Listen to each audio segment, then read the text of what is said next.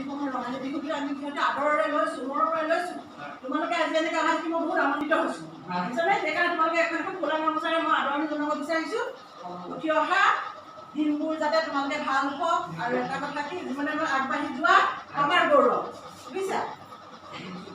Guys কি ক'ম আৰু মই খুৰী মানে আপোনাক বৰমা বুলি কৈছোঁ, বৰদেউতা বুলি কৈছোঁ। এতিয়া বৰমাই ইমান ধুনীয়াকৈ গামোচা দিছে, সন্মান কৰিছে, আৰু বহুত বহুত ধন্যবাদ।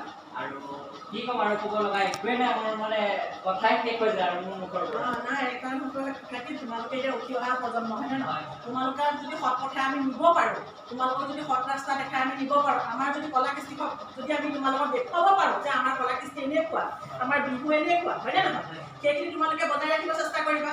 সেই পিছৰ প্ৰজন্মই তোমালোকক চাই তেনেকৈ আগবাঢ়ি যাব। তেতিয়া আমাৰ এই ৰঙালী বিহু যিটো আপুনি ভাবোঁ, আমাৰ যিটো ৰঙালী বিহু, বিহু যিহেতু আমাৰ উৎসৱ, এই উৎসৱটো আমাৰ সদায় চিৰস্মৰণীয় হৈ ৰ'ব, হয়নে নহয়? মই তোমাক এখন গামোচাৰে আদৰণি জনাব বিচাৰিছোঁ। সৌৰভ আৰু এইফালে বৰমা আছে, আগবাঢ়ি যোৱা দুয়ো একেলগে যাতে ন। ঠিক আছে। আৰু বৰমা আপোনাৰ পৰা আৰু এবাৰ ল'ব গৈছোঁ দেই। আশীৰ্বাদ কৰিছোঁ, আগবাঢ়ি যোৱা, আশীৰ্বাদ দিলে হ'ল আৰু আগবাঢ়ি যোৱা।